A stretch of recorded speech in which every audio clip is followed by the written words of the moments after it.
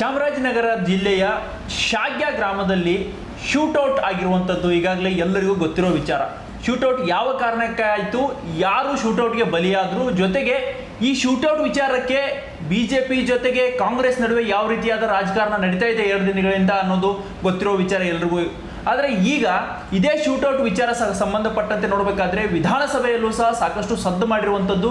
BJP ರಾಜ್ಯ ಸರ್ಕಾರದ ವಿರುದ್ಧ ಆಕ್ರೋಶವನ್ನು ವ್ಯಕ್ತಪಡಿಸ್ತಾ ಇದೆ. ಜೊತೆಗೆ ಈ ಶೂಟೌಟ್ ಸಂಬಂಧಪಟ್ಟಂತೆ ಎಲ್ಲ ರೀತಿಯಾದ ಸ್ಪಷ್ಟನೆಯನ್ನು ನೀಡಬೇಕು. ಯಾಕೆ ಶೂಟೌಟ್ ಮಾಡಿದ್ರಿ, ಯಾವ ಕಾರಣಕ್ಕೆ ಶೂಟೌಟ್ ಮಾಡಿದ್ರಿ, ಒಂದು ಶೂಟೌಟ್ ಮಾಡಬೇಕಾದ್ರೆ ಯಾವೆಲ್ಲ ಕಾನೂನಾತ್ಮಕ ನಿಯಮಗಳಿವೆ ಅನ್ನೋದನ್ನು ಸದನಕ್ಕೆ ಸ್ಪಷ್ಟನೆಯನ್ನು ನೀಡಬೇಕು ಸರ್ಕಾರ ಅನ್ನೋ ಒಂದು ಪಟ್ಟನ್ನು BJP ಹಿಡಿದಿರುವಂಥದ್ದು. ಅಲ್ಲದೆ ಇದೇ ವಿಚಾರಕ್ಕೆ ಸಂಬಂಧಪಟ್ಟಂತೆ ಸಾಕಷ್ಟು BJP ಜೊತೆಗೆ JDS ದೋಸ್ತಿ ಎಲ್ಲ ಮೂರು ಪಕ್ಷಗಳ ನಡುವೆ ಸಾಕಷ್ಟು ಎಲ್ಲ ಒಂದು ಕಡೆ ಕೆಸರೆರಚಾಟಕ್ಕೂ ಸಹ ಈ ಒಂದು ಪ್ರಕರಣ ಕಾರಣವಾಗಿರುವಂಥದ್ದು. ಈ ಒಂದು ಪ್ರಕರಣವನ್ನು ಇಷ್ಟಕ್ಕೆ ಬಿಡದೆ BJPಯು ನ್ಯಾಯಾಂಗ ತನಿಖೆಗೆ ಜೊತೆಗೆ ಉನ್ನತ ಮಟ್ಟದ ತನಿಖೆಗೂ ಸಹ ಆಗ್ರಹ ಮಾಡ್ತಾ ಇರುವಂಥದ್ದು. ಸೊ ಇವತ್ತಿನ ಸದನದಲ್ಲಿ ಯಾವೆಲ್ಲ ಬೆಳವಣಿಗೆಗಳಾಯಿತು ಅನ್ನೋದನ್ನು ಚರ್ಚೆ ಮಾಡಲು ನಮ್ಮ ಜೊತೆ ಹಿರಿಯ ಪತ್ರಕರ್ತರಾಗಿರುವಂಥ ವಿಜಯ್ ಭರಮಸಾಗರ್ ಅವರಿದ್ದಾರೆ. ಸರ್, ನೋಡಿದ್ರಿ ನೀವು ಯಾವ ರೀತಿಯಾದ ಬೆಳವಣಿಗೆಗಳು ಬೆಳಗ್ಗೆಯಿಂದಲೂ ಸಹ ಅಧಿವೇಶನ ವಿಧಾನಸಭೆಯಲ್ಲಿ ನಡೀತಾ ಇರುವಂಥದ್ದು? ಆ್ಯಕ್ಚುಲಿ ಇದು ನೋಡಿ, ಯಾವುದೇ ಒಂದು ರಾಜ್ಯದಲ್ಲಿ ಈ ರೀತಿಯ ಎನ್ಕೌಂಟರ್ ಪ್ರಕರಣಗಳು ಆದ ತಕ್ಷಣ ವಿರೋಧ ಪಕ್ಷಗಳು ಧ್ವನಿ ಎತ್ತುತ್ತವೆ.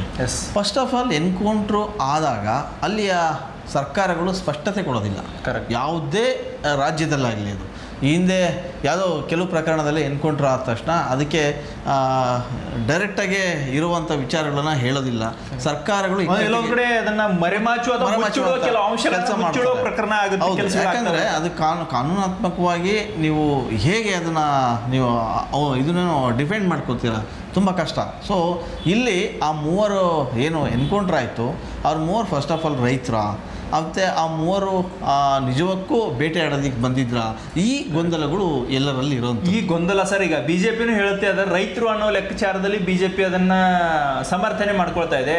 ಸ್ಪಷ್ಟನೆ ಸರ್ಕಾರಕ್ಕಿದೆಯೋ ಅಥವಾ ವಿಪಕ್ಷ BJPಗಿದೆಯೋ ಅನ್ನೋದು ಇಲ್ಲಿ ಈ ವಿಚಾರದಲ್ಲಿ ಸ್ಪಷ್ಟನೆ ಯಾರಿಗೂ ಸಿಗ್ತಾ ಇಲ್ಲ. ಒಂದು ಕಡೆ ನೋಡ್ಬೇಕಾದ್ರೆ ಗೊಂದಲದ ವಿಚಾರಣೆ ನಡೀತಾ ಇರುವಂಥದ್ದು. ಸರ್ಕಾರ ಹೇಳುತ್ತೆ ಅವ್ರು ಬೇಟೆಗಾರರು ಅಂತ ಹೇಳುತ್ತೆ, ಇವರು BJP ಅವರು ಹೇಳ್ತಾರೆ ವಿಪಕ್ಷದವರು ರೈತರ ಮೇಲೆ ಗೋಲಿಬಾರ್ ಮಾಡಿದಿರಿ, ರೈತರನ್ನ ಗುಂಡಿಕ್ಕಿ ಕೊಂದಿದ್ರಿ ಅನ್ನೋ ಆರೋಪವನ್ನು BJP ಅವರು ಮಾಡ್ತಾ ಇರುವಂಥದ್ದು. ಸೊ ನಿಜವಾಗ್ಲೂ ಏನಾಗಿರ್ಬೋದು ಅನ್ಸುತ್ತೆ ಸರ್ ಅಲ್ಲಿ? ಆ್ಯಕ್ಚುಲಿ ಅಲ್ಲಿನ ಸ್ಥಳೀಯರು ಹೇಳುವ ಪ್ರಕಾರ ಮತ್ತು ಕುಟುಂಬಸ್ಥರು ಕೂಡ ಹೇಳುವ ಪ್ರಕಾರ ಹೊಲಕ್ಕೆ ಜೋಳ ಹಾಕಿದ್ರು, ಜೋಳಕ್ಕೆ ಒಂದಿಷ್ಟು ಪ್ರಾಣಿಗಳ ಕಾಟ, ಹಂಗಾಗಿ ಜೋಳನ ತಿಂತವೆ, ಅದನ್ನು ಹೋಗ್ಲಾಡಿಸ್ಲಿಕ್ಕೆ ಒಂದಿಷ್ಟು ಜನ ಕಾಯಬೇಕು ಅನ್ನೋ ಕಾರಣಕ್ಕೆ ರಾತ್ರಿ ಹೋಗ್ತಾರೆ. ಸೊ ಈ ನಿಟ್ಟಿನಲ್ಲಿ ಇವರು ಕೂಡ ಹೊಲ ಕಾಯಲಿಕ್ಕೆ ಹೋಗಿದ್ರು ಅಂತ ಒಂದು ಹೇಳಿಕೆ ಬರುತ್ತೆ. ಇನ್ನೊಬ್ಬರ ಸ್ಥಳೀಯ ಹೇಳಿಕೆ ಹಸುಗಳು ಕಳೆದೋಗಿದ್ದು ಅದನ್ನು ಹುಡ್ಕೊಂಬರಕ್ಕೆ ಹೋಗಿದ್ರು ಅನ್ನೋದು ಒಂದು ಹೇಳಿಕೆ ಬರುತ್ತೆ. ಸೊ ಇವೆಲ್ಲವನ್ನು ನೋಡ್ತಾ ಇದ್ದರೆ ಒಂದಿಷ್ಟು ಗೊಂದಲದ ಹೇಳಿಕೆ ಅನಿಸುತ್ತೆ. ಒಂದು ಇನ್ನೊಂದು ಕಡೆ ವಿಚಾರ ಮಾಡೋದಾದರೆ, ಒಂದು ಕಡೆಗೆ ಇವರೆಲ್ಲೋ ಬೇಟೆಯಾಡಕ್ಕೆ ಹೋಗಿದ್ರಾ ಅನ್ನೋದು. ಯಾಕಂದರೆ ಸರ್ಕಾರ ಹೇಳುವ ಪ್ರಕಾರ, ಸರ್ಕಾರದ ಅಧಿಕಾರಿಗಳು ಹೇಳುವ ಪ್ರಕಾರ ಅಲ್ಲಿ ಮಾಂಸ ಸಿಕ್ತು ಅನ್ನೋದು. ಅಂದರೆ ಬರೀ ಮಾಂಸ ಸಿಕ್ತಾ ಅಥವಾ ಬೇರೆ ಯಾವ್ದಾರ ಪ್ರಾಣಿಗಳನ್ನು ಬೇಟೆಯಾಡಿದ್ರ, ಅದು ಈವರೆಗೂ ಕೂಡ ಸ್ಪಷ್ಟತೆ ಇಲ್ಲ. ಮಾಂಸ ಸಿಕ್ತು ಅನ್ನೋದು ಅದು ಅಂತ್ಯಕಂತಿನಲ್ಲಿ ಊಹಾಪೋಹನಲ್ಲಿ ಮಾತ್ರ ಇದೆ. ಆದರೆ ಅದಕ್ಕೆ ಸ್ಪಷ್ಟವಾದಂಥ ನಿಲುವನ್ನು ಯಾವುದೇ ರೀತಿಯಾದ ಸರ್ಕಾರಿ ಅಧಿಕಾರಿಗಳು ತಗೊಂಡಿಲ್ಲ. ಸರ್ಕಾರಿ ಪ್ರತಿನಿಧಿಗಳು ಭೇಟಿ ಕೊಟ್ಟು ಒಂದಷ್ಟು ಸಾಂತ್ವನ ಹೇಳಿದ್ದು ಬಿಟ್ಟರೆ ಬೇರೆ ಯಾವುದೂ ಆಗಿಲ್ಲ. ಆದರೆ ಈ ನಿಟ್ಟಲ್ಲಿ ನೋಡಿದ್ರೆ ಇಲ್ಲಿ ಮ್ಯಾಜಿಸ್ಟ್ರೇಟ್ ತನಿಖೆಗಿಂತ ನ್ಯಾಯಾಂಗ ತನಿಖೆಗೆ ಹೋಗಬೇಕು ಅನ್ನೋದು ಎಲ್ಲರ ಒಕ್ಕರ ಅಭಿಪ್ರಾಯ. ಈ ಮ್ಯಾಜಿಸ್ಟ್ರೇಟ್ ತನಿಖೆ ಮತ್ತು ನ್ಯಾಯಾಂಗ ತನಿಖೆಗೆ ಭಾಳ ವ್ಯತ್ಯಾಸ ಇದೆ. ಯಾಕಂದರೆ ಸ್ಥಳೀಯವಾಗಿ ಸರ್ಕಾರದ ಅಧೀನದಲ್ಲಿರ್ತಕ್ಕಂಥ ಅಧಿಕಾರಿಗಳು ಮ್ಯಾಜಿಸ್ಟ್ರೇಟ್ ತನಿಖೆನ ಮಾಡ್ತಾರೆ. ಈಗ BJP ಅವರು ಅದನ್ನೇ ವಾದ ಮಾಡ್ತಾ ಇರುವಂಥದ್ದು. ಅದೇ ಅಧಿಕಾರಿಗಳಿದ್ದಾರೆ, ನಿಮ್ಮದೇ ಅಧಿಕಾರಿಗಳಿದ್ದಾರೆ, ಅವರೇ ತಪ್ಪಿತಸ್ಥರಿದ್ದಾರೆ. ಇಂಥ ಸನ್ನಿವೇಶದಲ್ಲಿ ನ್ಯಾಯವನ್ನು ನಿರೀಕ್ಷೆ ಮಾಡೋದು ಸಾಧ್ಯ ಅನ್ನೋ ಪ್ರಶ್ನೆ BJP ಮಾಡ್ತಾ ಇರುವಂಥದ್ದು. ಖಂಡಿತ. ಆದರೆ ನೀವು ಹೇಳಿದ್ರಿ ಸರ್, ಈಗ ಯಾರು ಬೇಟೆಗಾರರು ಯಾರು ರೈತರು ಅನ್ನೋ ಗೊಂದಲ ಇದೆ ಅಂತ. ಅದೇ ತನಿಖೆ ಆಗ್ಬೇಕು. ಸರ್ಕಾರಕ್ಕೆ ಇವತ್ತು ಸದನದಲ್ಲಿ ಸರ್ಕಾರದ ಉತ್ತರ ಇರುವಂತದ್ದು, ಬೇಟೆಗಾರರು ಬೇಟೆ ಮಾಡಿದ್ರು, ಬೇಟೆಯಾಡಿದ್ರು, ಮಾಂಸನೂ ಇತ್ತು, ಆಯುಧಗಳು ಸಹ ಇದ್ವು. ಜೊತೆಗೆ ಮತ್ತೊಂದು ವಿಚಾರ ಬರುತ್ತೆ ಸರ್ ಈ ಶೂಟೌಟ್ ವಿಚಾರದಲ್ಲಿ. ಶೂಟೌಟ್ ಮಾಡಬೇಕಾದ್ರೆ ಇದೇ ಭಾಗದಲ್ಲಿ ಗುಂಡು ಹಾಕಬೇಕು, ಕಾಲ್ ಕೆಳಗಡೆ ಗುಂಡು, ಮಂಡಿ ಕೆಳಗಡೆ ಗುಂಡು ಹಾಕಬೇಕು ಅನ್ನೋ ಒಂದು ನಿಯಮನೂ ಸಹ ಇದೆ. ಆದರೆ ಸರ್ಕಾರ ಹೇಳ್ತಾ ಇರುವಂಥದ್ದು, ವಿಪಕ್ಷಗಳ ಪ್ರಶ್ನೆಗೆ ಸರ್ಕಾರ ಉತ್ತರ ಈ ರೀತಿಯಾಗಿ ಕೊಡ್ತಾ ಇದೆ. ಬೆಳಗ್ಗಿನ ಜಾವ 5 ಗಂಟೆಗೆ ಶೂಟೌಟ್ ಆಗಿರುವಂಥದ್ದು. ಅದೇ ಸಂದರ್ಭದಲ್ಲಿ ಆಗ ತಾನೇ ಬೆಳಕು ಹರಿತಾ ಇರುತ್ತೆ. ತಲೆ ಯಾವುದು, ಮುಖ ಯಾವುದು, ಗೊತ್ತಾಗಲ್ಲ, ಮಂಡಿ ಯಾವುದು ಗೊತ್ತಾಗಲ್ಲ. ಸೊ ಹೀಗಾಗಿ ಪ್ರಾಣ ರಕ್ಷಣೆಗಾಗಿ ಅಧಿಕಾರಿಗಳು ಗುಂಡಿನ ದಾಳಿ ಮಾಡಿದ್ದಾರೆ ಅನ್ನೋ ಒಂದು ಸಮರ್ಥನೆಯನ್ನ ಸರ್ಕಾರ ಕೊಡುತ್ತೆ. ಸೊ ಎಲ್ಲ ಒಂದ್ ಕಡೆ ಅಧಿಕಾರಿಗಳು ಸರ್ಕಾರಕ್ಕೆ ಮಿಸ್ಗೈಡ್ ಮಾಡ್ತಾ ಇದ್ದಾರೆ ಅನ್ಸುತ್ತೆ. ಖಂಡಿತ ಯಾಕಂತಂದರೆ ನೋಡಿ, ಈಗ ಒಂದು ಸೂಕ್ಷ್ಮ ಗಮನಿಸಬೇಕು. ಯಾವುದೋ ಒಬ್ಬ ಅಪರಾಧಿ ಅಥವಾ ಒಬ್ಬ ಏನು ಆರೋಪಿ ಪೊಲೀಸರಿಂದ ಅಥವಾ ಇನ್ಯಾವುದೋ ಕೃತ್ಯವನ್ನು ಮಾಡಿ ಓಡೋಗುವ ಸಂದರ್ಭದಲ್ಲಿ ಅವರಿಗೆ ಖಾಲಿ ಗುಂಡು ಹೊಡಿತಾರೆ.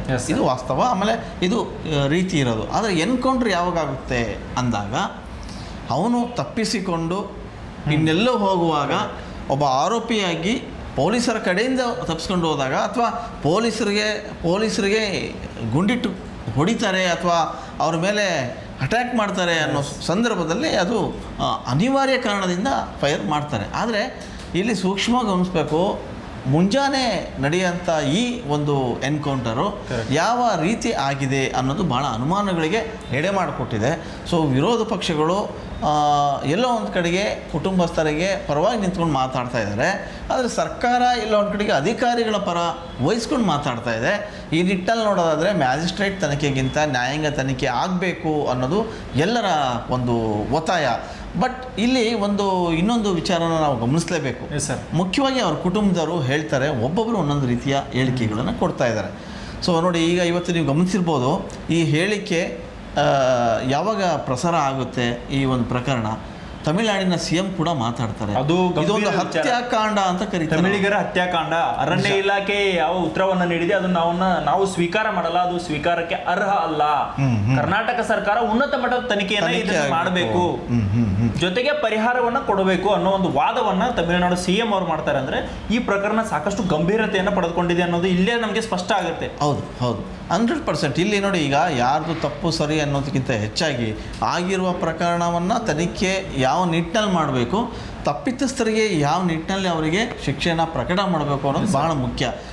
ಬಹುಶಃ ಇಲ್ಲಿ ಈ ಸರ್ಕಾರ ತುಂಬ ಜಾಣ ನಡೆ ಅಥವಾ ತುಂಬ ಎಚ್ಚರಿಕೆಯ ನಡೆಯನ್ನು ನಡೆಯೋದಾದರೆ, ಅಥವಾ ನಾನು ಪ್ರಾಮಾಣಿಕವಾಗಿ ಸರ್ಕಾರದ ಅಧಿಕಾರಿಗಳಾಗಲಿ ಯಾರೇ ಇರಲಿ ಅವ್ರನ್ನ ಯಾವ ಕಾರಣ ಇಲ್ಲದಲೇ ಮುಲಾಜಿಲ್ದಲೇ ಅವ್ರ ಮೇಲೆ ಆ್ಯಕ್ಷನ್ ತಗೊಳ್ತೀವಿ ಅನ್ನೋದಾದರೆ ತನಿಖೆಯನ್ನು ನಡೆಸಬೇಕು, ತಪ್ಪಿತಸ್ಥ ಅಧಿಕಾರಿಗಳ ವಿರುದ್ಧ ಕ್ರಮ ಕೈಗೊಳ್ಳಬೇಕು. ಅದೇ ಈಗ ಒಂದೇ ಹಾದಿ ಇರೋದು, ಬೇರೆ ಇಲ್ಲ. ಬಿಟ್ರೆ ಅರಣ್ಯ ಸಚಿವರು ರಾಜೀನಾಮೆ ಕೊಡಬೇಕಂತ ಬಿಜೆಪಿ ಅವರು ಒತ್ತಾಯ ಮಾಡ್ತಾರೆ. ಮತ್ತೆ ಅದೇ ರೀತಿ ಕಂಟಿನ್ಯೂ ಆದರೆ ಈಗ ರಾಮಲಿಂಗಾರೆಡ್ಡಿ ಅವರು ಹೇಳಿಬಿಟ್ರು, ನಿಮಗೆ ರಾಜೀನಾಮೆ ಕೊಡಬೇಕಾ, ಆರ್ ಅಶೋಕ್ ಅವರು ವಿರೋಧ ಪಕ್ಷದ ನಾಯಕರು ಕೊಡಬೇಕು ಅಂತಂದ್ರೆ ನಾನು ಕೊಡ್ತೀನಿ ಅಂತ ಕೂಡ ಹೇಳಿದ್ದಾರೆ.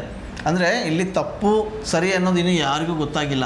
ತಪ್ಪು ಸರಿ ಅಂತ ಗೊತ್ತಾದ ಮೇಲೆ ತಾನೇ ಮುಂದಿನ ನಡೆ ನುಡಿ ಏನು ಅಂತ ಗೊತ್ತಾಗೋದು. ಸೊ ಈಗ ಈ ಕಿಚ್ಚು ಎಲ್ಲಿ ಹೋಗಿದೆ ಅಂತಂದರೆ, ತಮಿಳುನಾಡಿನ ಸರ್ಕಾರ, ಅಲ್ಲಿನ ಸಿ ಎಂ ಕೂಡ ಮಾತಾಡ್ತಾರೆ, ಇದನ್ನು ಒಂದು ಹತ್ಯಾಕಾಂಡ ಅಂತೇಳಿ ಬಣ್ಣಿಸ್ತಾರೆ ಅನ್ನೋಕ್ಕಿಂತ ಹೆಚ್ಚಾಗಿ ಒಂದು ಆಕ್ರೋಶವನ್ನು ಹೊರಹಾಕ್ತಾರೆ. ಸೊ ಇಲ್ಲಿಯ ಸಿ ಎಂ ಅವರು ಏನಿದ್ದಾರೆ, ಶಿವಕುಮಾರ್ ಅವರು ಅದನ್ನು ಸೂಕ್ಷ್ಮವಾಗಿ ಇದನ್ನು ಪರಿಗಣಿಸಬೇಕು. ಅಷ್ಟೇ ಅಲ್ಲ, ನ್ಯಾಯಾಂಗ ತನಿಖೆಗೆ ವಹಿಸಿದರೆ ನಿಮ್ಮ ಇದು ಏನಾಗುತ್ತೆ ಅನ್ನೋದು ನಾನು ಹೇಳೋದು ಅಲ್ವಾ. ಈಗ ಮ್ಯಾಜಿಸ್ಟ್ರೇಟ್ ಬೇಡ, ಆಯಿತು, ನೀವು ಕರೆಕ್ಟಾಗಿದ್ದೀರಿ, ನಿಮ್ಮ ಅಧಿಕಾರಿಗಳು ಕರೆಕ್ಟಾಗಿದ್ದಾರೆ ಅನ್ನೋದಾದರೆ ನೀವು ನ್ಯಾಯಾಂಗ ತನಿಖೆಗೆ ಯಾಕೆ ವಹಿಸಬಾರ್ದು? ಇದು ವಿರೋಧ ಪಕ್ಷಗಳ ಪಟ್ಟು.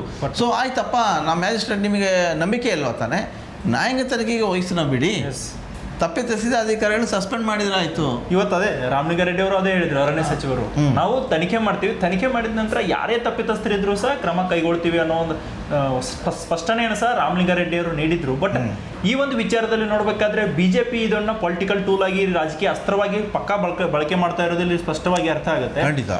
ಜೊತೆಗೆ ಅದರ ಸಂತ್ರಸ್ತ ಕುಟುಂಬದ ಪರವಾಗಿ ನಿಂತ್ಕೊಂಡಿದ್ದೀವಿ ಅನ್ನೋ ಸಹ ಒಂದು ಸಂದೇಶವನ್ನು ಬಿಜೆಪಿ ನೀಡ್ತಾ ಇರುವಂಥದ್ದು. ಬಟ್ ಮುಂದಿನ ಹಂತಗಳಲ್ಲಿ ಯಾವ ರೀತಿಯಾಗಿ ಈ ಪ್ರಕರಣದ ದಿಕ್ಕು ಅಂದರೆ ಯಾವ ದಿಸೆಯಲ್ಲಿ ಈ ಪ್ರಕರಣ ಸಾಗುತ್ತೆ, ಅಧಿಕಾರಿಗಳಿಗೆ ಸಸ್ಪೆಂಡ್ ಆಗ್ತಾರಾ ಅಥವಾ ಪರಿಹಾರವನ್ನು ಕೊಡ್ತಾರಾ, ತಮಿಳುನಾಡು ಸರ್ಕಾರಕ್ಕೆ ಇನ್ಯಾವ ರೀತಿಯಲ್ಲಿ ಕೌಂಟರ್ ಕೊಡ್ತಾರಾ ಅನ್ನೋದನ್ನು ನಾವಿಲ್ಲಿ ಕಾದು ನೋಡಬೇಕಾಗಿದೆ.